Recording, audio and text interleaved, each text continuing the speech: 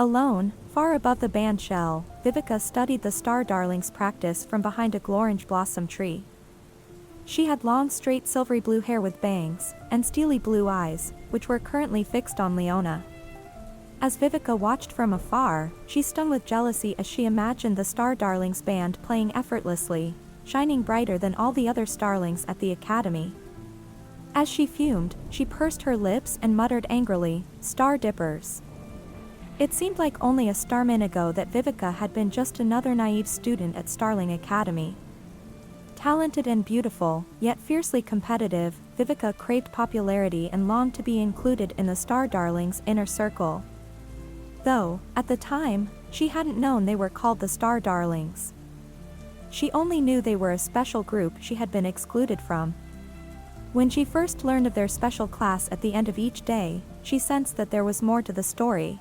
And, as she paid more attention, it seemed unlikely that these 12 starlings needed additional help with their studies. They were some of the most powerful and talented girls in school.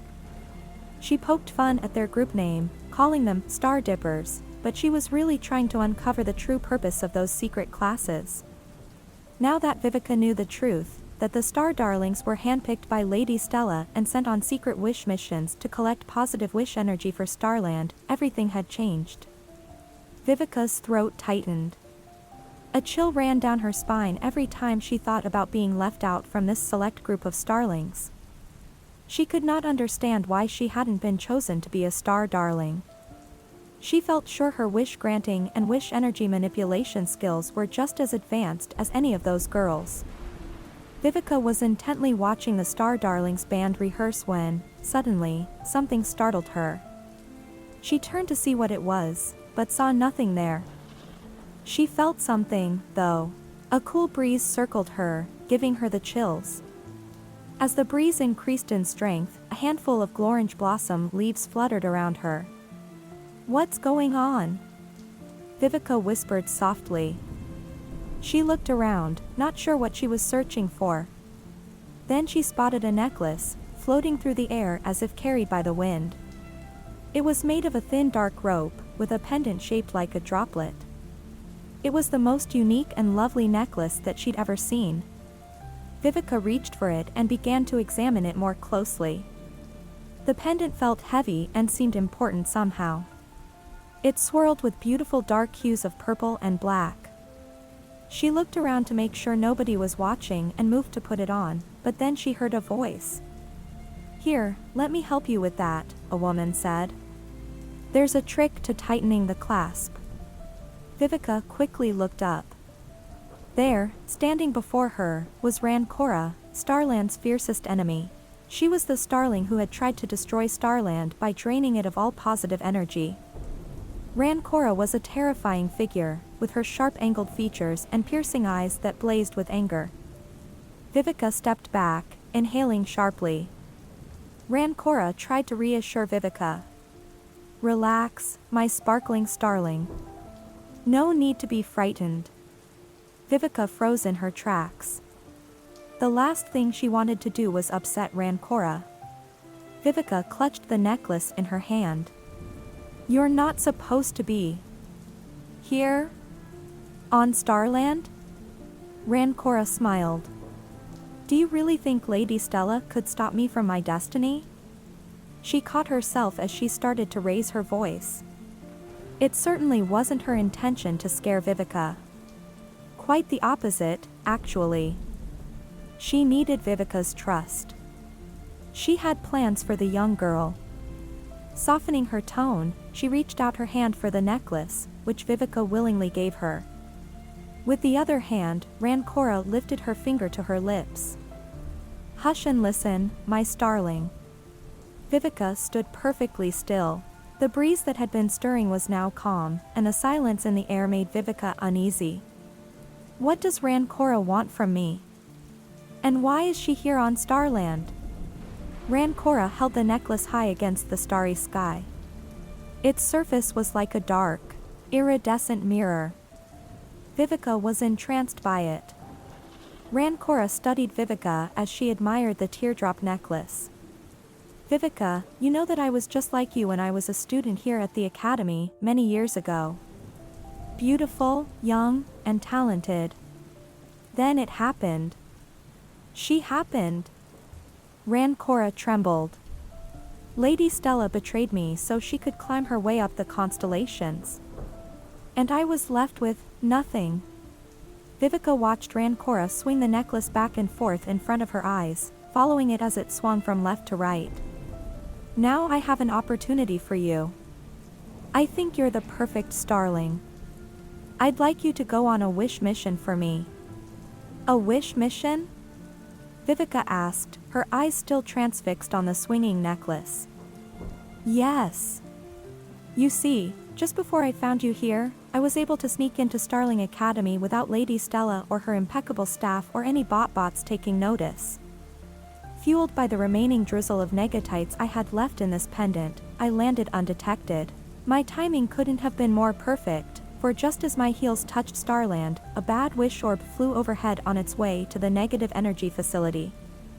I intercepted it, steadied it, and then went inside the orb to learn the nature of the wish burning inside. Vivika listened with great anticipation. She was entranced. And what did you see? A glimpse into a wonderful negative wish on Wish World, of course. Oh, how interesting! Vivika exclaimed. It was indeed. You will see in time, the more missions you embark on, the more thrilling each one becomes. Vivika listened, fully captivated by Rancora. What happens next is all part of my plan for you, my starling, Rancora promised. Vivika smiled broadly, feeling more comfortable around Rancora now. You have a plan for me? Rancora rolled the teardrop pendant between her palms lovingly. What I saw inside the bad wish orb was a young girl who stood just outside the doors of a theater. She appeared to be very upset about something. Rancora began to cough. Her hands shook. Vivika watched, concerned, as Rancora physically weakened before her eyes. Are you feeling okay, Rancora? She asked. Unwilling to admit her weakness, Rancora snapped, I'm fine. Then, catching herself losing her temper, she softened again. You see, I learned that our wisher's name is Clara, and she's a singer. She wants to step out of the shadows and be center stage. She is sick of her best friend, Holly, stealing the Starlight. Rancora paused, looking into Vivika's eyes. Does this feeling of living in the shadows mean anything to you, Vivika? She asked pointedly. Vivika's body instantly tensed and she replied, of course, it does. I wonder every day, why wasn't I chosen to be a star darling? Why wasn't I picked to lead the Star Darlings band? Why have I been overlooked here on Starland time and time again, when I am just as talented as Leona or any of the other Star Darlings? Vivika paused as the teardrop necklace crackled. Are you asking me to help grant this wish? She asked Rancora. Vivika had dreamed of taking the shooting star journey to Wish World. So far, the 12 Star Darlings at Starling Academy had been the only students who were allowed to travel to Wish World. And here was an opportunity for her to grant a wisher's wish, just like the Star Darlings had done under the watchful eye of Lady Stella. Yes, my starling. And you will be greatly rewarded. Rancora lifted the teardrop necklace and clasped it around Vivika's neck. A jolt of negative energy coursed through Vivika's body. The necklace crackled again. Vivika jumped back, surprised by the new feeling inside her. She touched the finely shaped teardrop, and a wicked smile appeared on her face. I've never received an important gift like this before, not from anyone. She shivered with excitement. She couldn't believe her good fortune. Rancora caught her breath, then spoke in a hushed tone, playing on Vivika's insecurities. Vivika, time to wake up and smell the zing. The Star Darlings, under Lady Stella's guidance, are stealing your starlight. As long as Lady Stella serves as headmistress, she hissed, you will never shine. Rancora started to cough again. This time her cough was more intense. Her energy was visibly fading. She needed to retreat back to the Isle of Mizera, but she knew that this angry young starling was her way to control the balance of energy on Starland.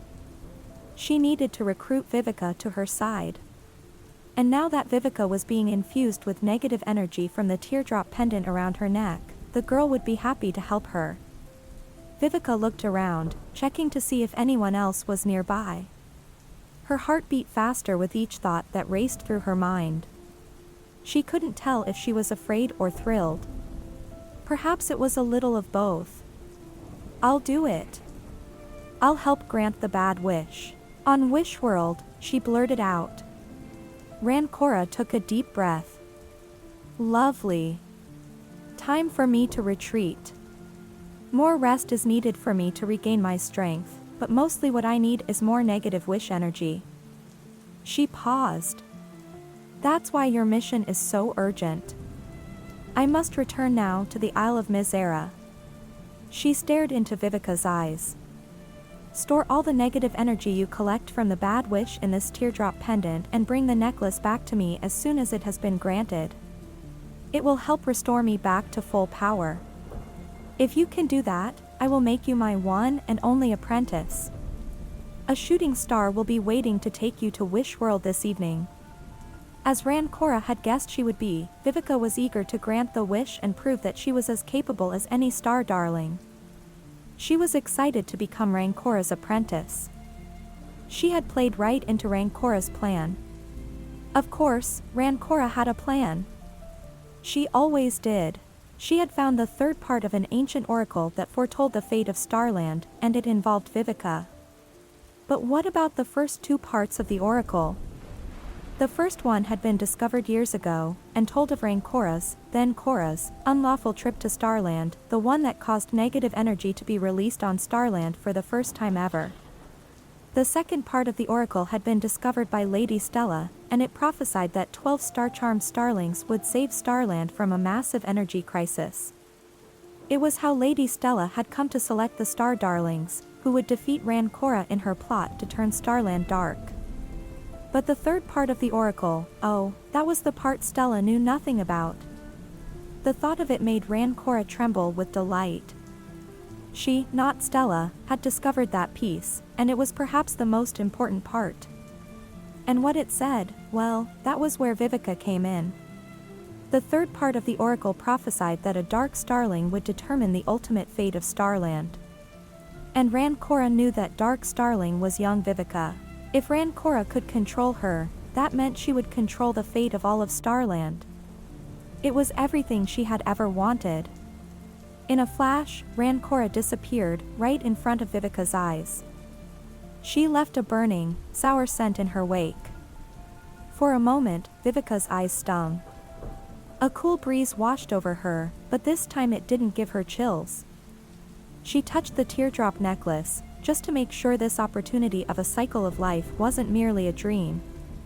Before she had time to fully register what was happening, she felt a powerful new surge of negativity overtake her. Even the small amount of negative energy contained inside the necklace had begun to work. Vivika found herself overwhelmed with a sense of clarity and purpose, with a darker heart filled with envy and revenge. Vivika turned back to the band shell, where the Star Darlings had been practicing, but they were gone. She wondered just how long she'd been standing there under the glorange blossom tree with the forbidden visitor. Vivika knew that she could not waste even one starman in preparing for her wish mission. She headed straight to her Little Dipper dorm room to collect her things, then she would journey down to Wish World on her very first wish mission.